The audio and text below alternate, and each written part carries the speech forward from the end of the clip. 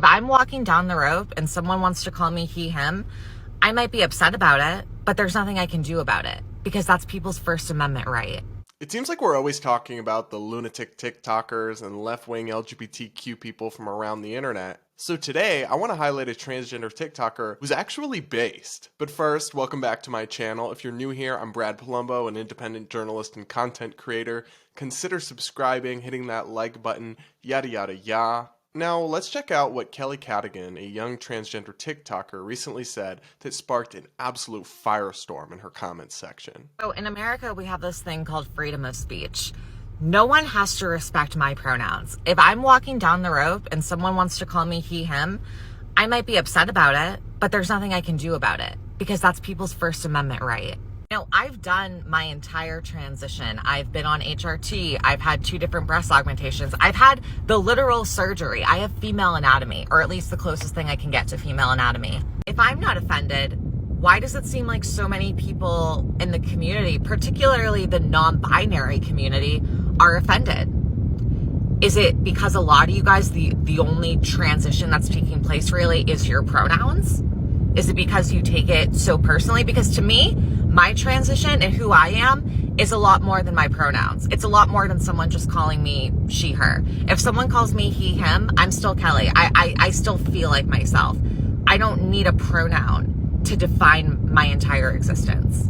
So I love this so much, I almost don't know where to begin, but she's just so based, defending free speech. Look, I would happily respect somebody like her's pronouns in real life, in person, but I really don't like it when trans activists or trans people think that other people should be forced to use their pronouns or that it's not a choice. A friendly reminder to all the cis out there, just because it's called preferred name and preferred pronoun, that does not make it optional. And if you have trouble accepting that, then maybe instead you can accept my size 13 steel toe on your trachea.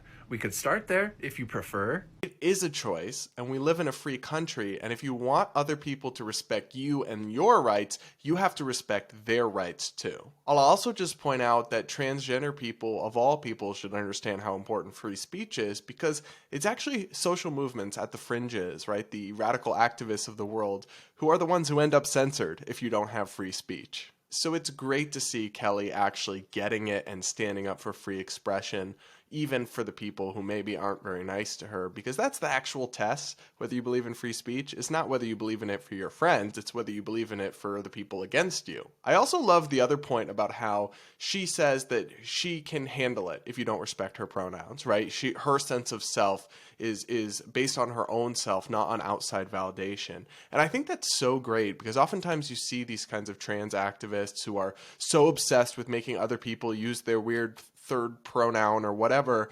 And it's like, if you're really confident in your own identity, you don't need the world's validation. You just live your life and thrive. So I love to see that from her as well. We need more public faces of the transgender movement that are normal and rational like Kelly, and fewer like Jeffrey Marsh, who is at it again. Let me tell you something about LGBTQ rights, about trans rights. This is only going in one direction. You will respect us. You can be upset. You can be angry. You can think it's unfair. You can feel like we're stealing something from you.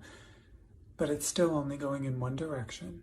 You will respect us. It's giving creepy. It's giving authoritarian. Like, we live in the United States of America, sir. You cannot force people to say things how you want them said. You can't force people to respect you or use your pronouns. People don't have to respect you. People don't have to be nice to you. I think people should be nice and should be respectful, but it's a free country and we have freedom of speech. And that means people do not have to be nice to you. And you're a grown-ass man.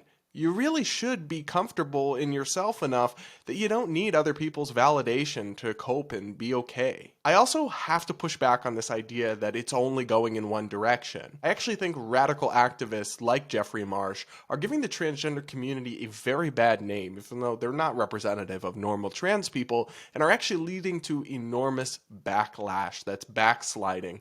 And people where just a few years ago were okay with Caitlyn Jenner and adults living their life, now unfortunately I'm seeing a lot of backlash where people are going full to the opposite extreme, really hardcore anti-trans in response to radical activists like Jeffrey Marsh. I think we need to just chill out. We need to protect kids, acknowledge biological reality, protect free speech, but also let adults live their lives how they want and treat them with respect and dignity and don't go overboard. But to some extent, that's only going to happen if the transgender community can save itself from itself.